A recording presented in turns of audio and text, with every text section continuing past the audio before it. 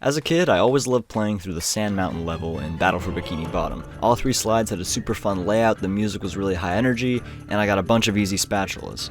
Safe to say, it was my favorite level. I cannot, however, say it was perfect. On the slide Flounder Hill, Bubble Buddy challenges you to a race. While going down the slide, you'll see these snowmen, clearly taken right out of the show. Smash into one and you're prompted with the text saying there are a total of 8. The only catch is falling off the slide or dying results in all the snowmen you've collected thus far respawning. As a kid, destroying all 8 snowmen was infuriating. I'd always get so close but never get all 8. When it finally did happen though, I was greeted with a sock. All my hard work and suffering was for this one measly sock. The worst thing about this, in my opinion, wasn't the respawning snowmen. You could easily point the finger at the engine for not being able to save which snowman you have and haven't destroyed, but it's the fact that you have to go down the slide a minimum of 2 times. Casually, I get it, branching pathways are fun and cool, but I feel like I'm playing movie game. Having to go down this 3-minute slide twice never sat well with me, and when I inevitably started speedrunning this game, it was no different. My first era of speedrunning this game was actually strictly dedicated to any percent. The route that I and many others used didn't have you going into Flounder Hill at all. For starters, it was 1500 shinies, which back in the day was a lot, and we didn't have any workarounds. And secondly, the slide was way too long, and getting the most time-consuming sock in the entire game wasn't viable whatsoever.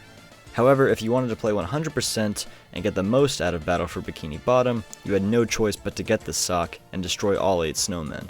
This meant you had to collect both spatulas for beating the slide and Bubble Buddy's time, along with the 2 socks total on the slide. It would take the player roughly 4 minutes, even with cruise boosting. This process needed to be cut down.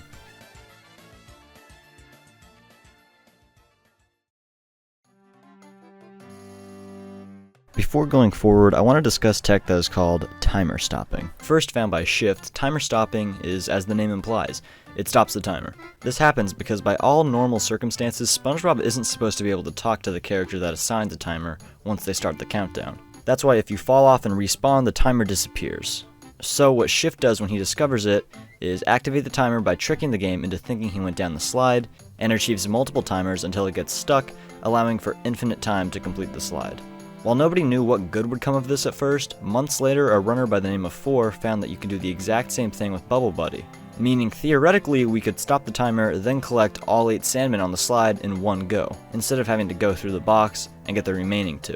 The only hurdle was getting the final sock on the slide. This is where things got a little tricky.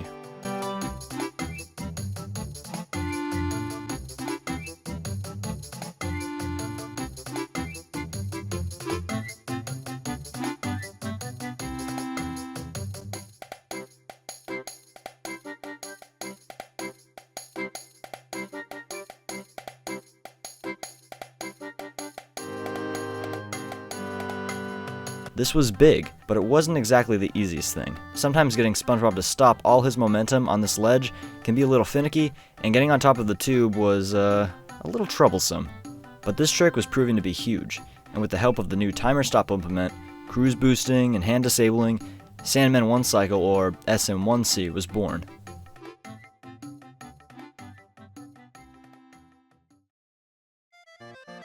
Well, the trail ended here, or at least it seemed. For the people that don't know Battle for Bikini Bottom, the trail never ends with this game.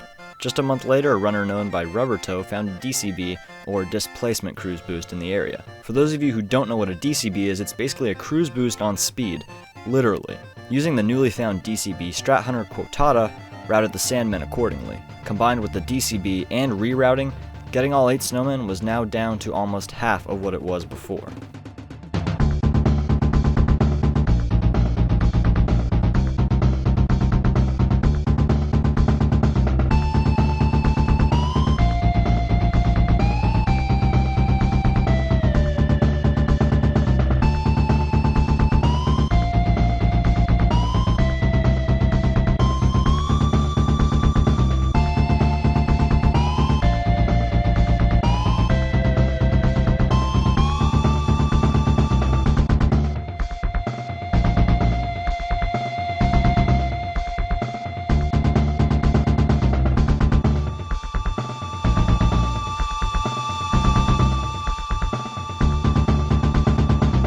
the other hand, not every runner goes for this complicated and precise DCB setup, which I should note is not only frame perfect but near pixel perfect.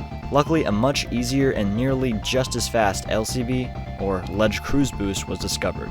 Unova had not only made this trick much more beginner friendly, but this LCB barely lost any time when comparing it to the DCB. While the world record holder Shift still has to go for the DCB when grinding attempts, everyone else can rest easy and go for the LCB. Do keep in mind, getting all of these snowmen along with this amount of uncontrollable speed is no easy task at all. This is definitely a strat that only advanced runners go for to this day.